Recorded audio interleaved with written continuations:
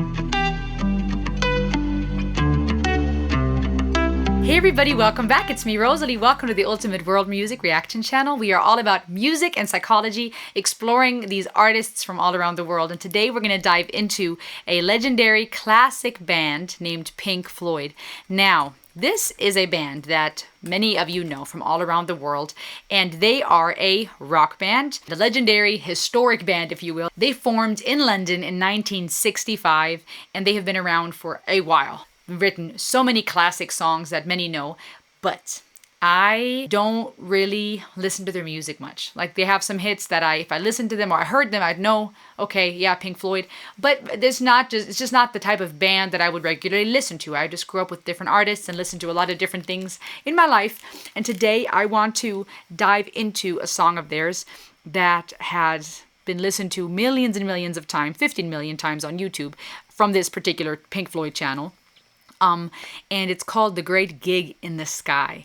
Now, the starting picture is already very interesting. The triangle, the prism, the color being split into a rainbow, into lights, kind of like light breaks into colors. But I want to check it out. I want to listen to it. And as you know, we're all about music and psychology here. So my big focus is going to be what they do vocally, but also the lyrics. So let's dive in. Let me check this out. I'm tired. I've been doing a lot of recordings, but I'm going to give one more for today's session.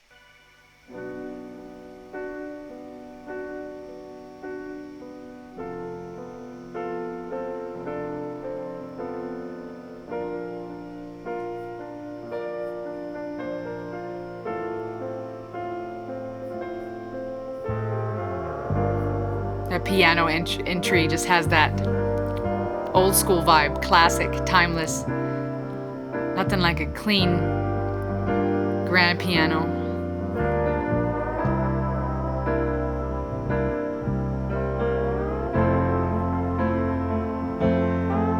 And I am not frightened of dying. Any time will do, I don't mind. Why should I be frightened of dying? There's no reason for it. You've got to go sometime.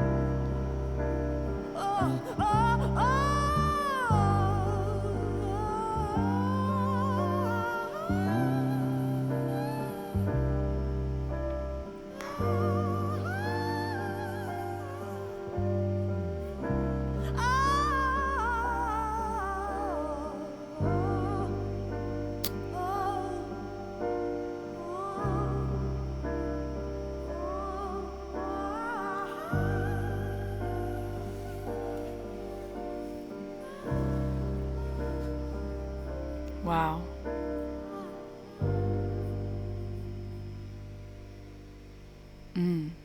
Did you hear that in the end?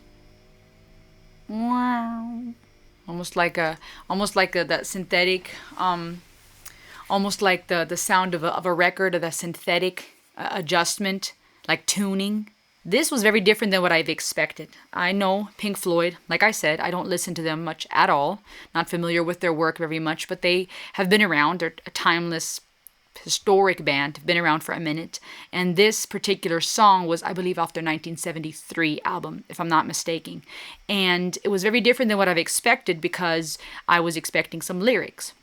And as you heard with me, it was lyricless vocalizing that was being done here by a lady named Claire Torrey. Now, musically, I loved the introduction. I loved the piano entry and the drums and how it built musically, the composition of the song. But then what Claire Torrey did here, even though there was not a single word sung other than oohs and ahs, was very profound. And that has everything to do with some of the information that I found when it comes to the meaning of the song and why it's called The Great Gig in the Sky. We'll talk about that in a second. But what she did vocally, Claire Torrey here specifically, was very profound. Like, though it was no words, and that's the fascinating thing about music. You don't always need words to convey a message. Her ability for those high notes, for that, the emotion she carried in her voice, and why she did what she did vocally was very fitting. But even the high notes that she sang, and that almost like a weeping, wailing type of sound, a lot of strength to be able to do that, very unique. I mean, she has other work out and done other projects, but she's very known for that lyricless vocal part that she did here on this big song by Pink Floyd, The Great Gig in the Sky. Very strong voice, a lot of range to go from these low notes to the high notes and back to the low notes in a way that sounds like a wail and a cry and a plea and anger to an extent, but then also ending more soft towards the end.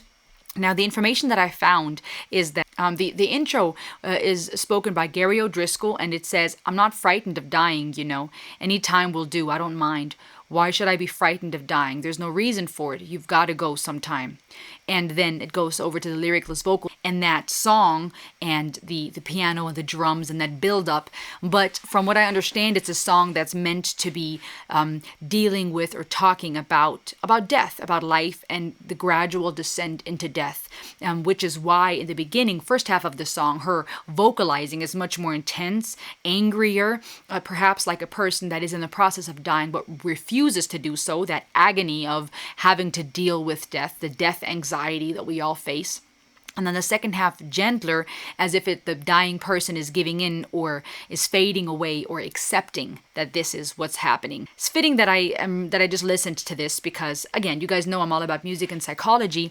And the interesting thing here, even though there's not a lot of lyrics to take apart, the way this song was built, that build up, the anger, that desperation, the cry, the plea, is a very profound way to talk about death, something that we all have to face, and the death anxiety that we all experience long before we are on our deathbed. I'm currently reading a book called Staring into the Sun by Dr. Iron Yalom, and it talks about death anxiety and existential therapy.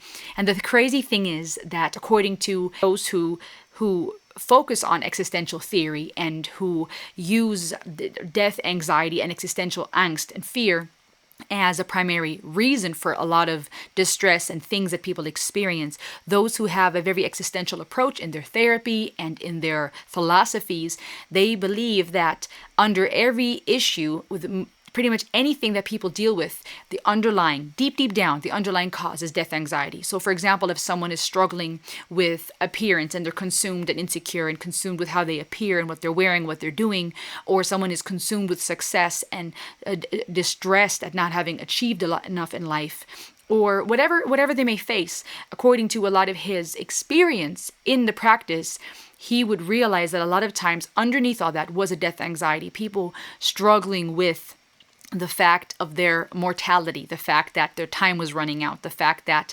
they're not infinite and that they can't control that and that they're actually afraid of dying, right? And I think there's a lot of validity to that.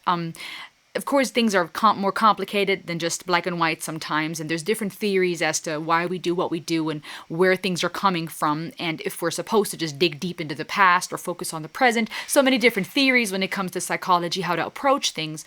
But when it comes to existential therapy, I find it interesting, and I find a lot of validity because to me, for example, when someone is very consumed with not aging, right? All the surgery, all the makeup, all the clothes, all the products, all the items, there's just this desire to accumulate more and more and more. And sometimes, if not often or always, it's possible that underneath that drive is a fear of dying, of aging, of not having, because death is such a brutal reminder that there's nothing we can take with us, that our time is running out, our body's changing. Aging is such a brutal reminder that we are mortal.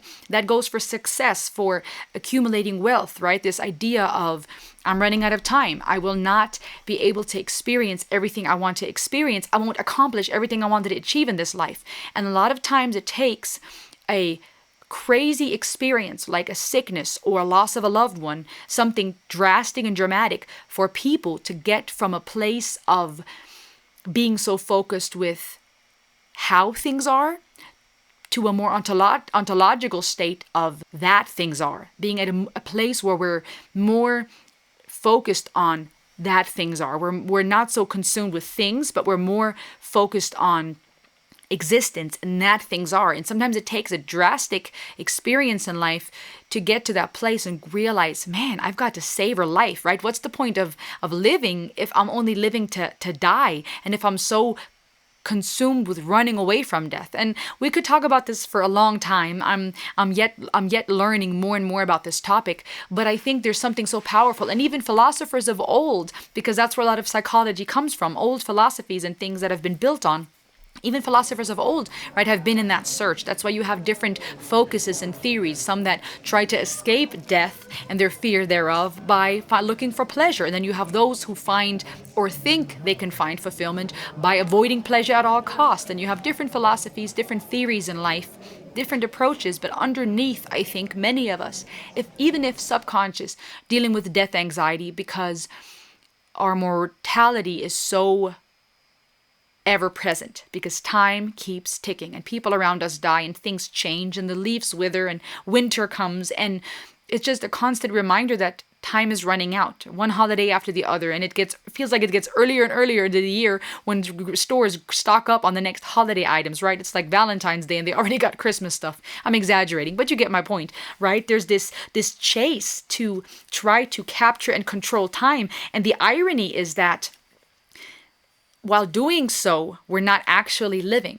We're so busy running from death. And there's different ways to deal with it. You have those who try to defy death, and their death anxiety comes out in being crazy and doing reckless things to defy death. You have those who get consumed in movies and games where they can have multiple lives because when they die in the game, they can keep going. Then you have those who deny death through faith and religion. They don't even want to deal with the idea of death because they trust in something greater after. And I'm not saying that that's a bad thing. I find comfort in that hope. Now, I can't prove it scientifically, but I have faith. I believe in God. I believe in more, and that this desire we have for more was put there for a reason. I don't believe God is a cruel God, that we were created with this desire for more only for there to be nothing and for our existence to have no meaning. But I think it's also important to deal with it and to not just try to defy and deny and run for any reason, right? Be it in the name of religion, be it in the name of objects and materialism or success and money. I think there's something to be said about appreciating those things, appreciating wealth. Money isn't evil. It's what we do with it. Appreciating beauty, appreciating faith and the beauty that faith and belief can bring, but at the same time, not using it as an escape to defy or deny the reality that death is scary and that there is this struggle as humans when we face our own death and when somebody else dies, right? That's why there's stages of grief when somebody dies where we are angry, we're in denial, we're in shock. We try to negotiate our way out of it, right? Trying to find an alternative. Surely this can't be it. And then eventually in the healing process, reach acceptance. And similarly here with this vocalization of Claire Torrey, we hear that fight, the anger, the frustration. This could be for the death of another. This could be for our own death. Eventually accepting, eventually letting go, perhaps because now death has happened. So there's naturally going to be the silence that fades in, or because we're accepting the state. And I think there's something powerful about dealing with those hard topics in order to live more fully. Finding comfort, to me personally, I do find comfort in believing in God and hope and more afterward. But at the same time, there's also something comforting in being reminded that when we deal with that, when we are honest with ourselves about where is this really coming from, this death anxiety, where is these insecurities I have lately coming from, or this anxiety I'm feeling, what about death is so scary, right? And having that honest conversation, there's a lot to be said when we sit down and we ponder that. What about death scares me? It could be different things for some people. For some, it might be, I'm afraid of all the things I will have not done with my life. For others, it might be, I'm afraid of what's to come. I don't know. I can't control it. I can't prove it. I'm not for sure what will come. I can only believe or hope.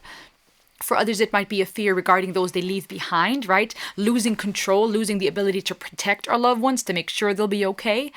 There's so many factors involved, but there's something powerful. And this may be done, have to be done with a friend or a counselor or a therapist. Ideally, oh my goodness, it would be a dream to work with someone like Dr. Yalom, where we can slow down and go, what is scaring me, right? Even in our day-to-day, if we're not, sometimes we don't have time to deal with these big, heavy topics. Sometimes it may just have to be with our day-to-day where we're going through our life and we're anxious and we're frustrated and our relationships are not working, we're fighting in our marriages, our kids are not listening, we're frustrated, we're going to, comment on Rosalie's channel because she said something that pissed me off. Whatever the reason, there's anxiety, there's feelings, we react. Sometimes it's important to slow down and stop and say, okay, where's this coming from? What is this really about?